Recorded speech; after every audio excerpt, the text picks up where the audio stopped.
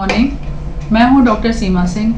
मैं breast cancer और gynae oncology cancers को ही डील करती हूं। बहुत बार ओपीडी में हमारे सामने ये क्वेश्चन आता है, जब कोई फीमेल आती है ओवरी में गांठ लेकर के या ब्रेस्ट में गांठ लेकर के, और जब हम उनसे हिस्ट्री लेते हैं तो हमें ये दिखता है कि 10 साल पहले या 15 साल पहले उन्होंने IVF जैसे फर्टिलिटी के लिए ट्रीटमेंट लिया था। ऐसे केसेस में ये कॉमनली देखा गया है और स्टडीज में भी ये प्रूफ हुआ है कि जब कोई महिला अपनी फर्टिलिटी की एज में या नॉर्मल जब नहीं कंसीव कर पाती है, तब वो जब भी IVF का ट्रीटमेंट लेती है, जिसमें बहुत सारे हार्मोन्स, इंजेक्शंस यूज़ किए जाते हैं जो कि उस ट्रीटमेंट का पार्ट होते हैं, और वो IVF कुछ लोगों में पहली बार में ही सक्सेसफुल हो जाता है, कुछ फीमेल्स को 2 बार या 3 बार भी IVF कराना पड़ता है। तो ऐसी लेडीज़ या वुमेन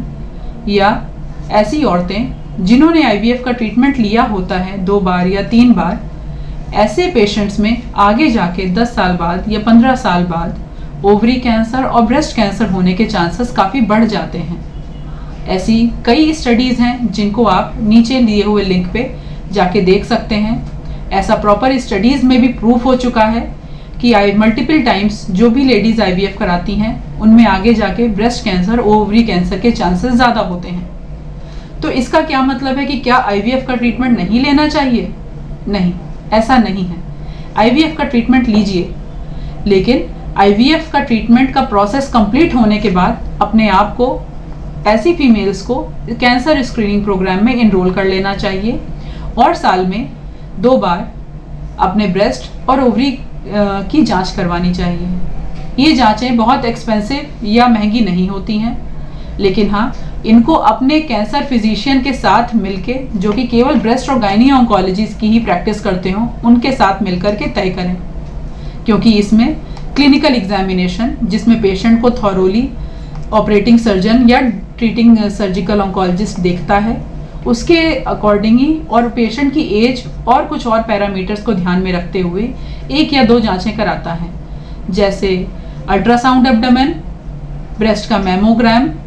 लेकिन ये जांचें हमेशा क्लिनिकल एग्जामिनेशन के बाद ही होनी चाहिए। इसलिए IVF का ट्रीटमेंट जो भी लेडीज़ ले रही हैं, जो भी वुमेन IVF का ट्रीटमेंट लेती हैं, उनसे यही उनको सजेशन है कि वो रेगुलर ब्रेस्ट कैंसर और ओवरी कैंसर स्क्रीनिंग प्रोग्राम में अपने आप को इनरोल कराएं और अपनी जांचें नियमित रूप से कराती रहें, जिससे कोई भी चीज़ बड़े रूप में आने की बजाय हम उसको शुरुआती लक्षण को पकड़ सकें और एक माइनर सर्जरी करके ही उस चीज़ों का परमानेंट क्योर हो सकता है। Thank you.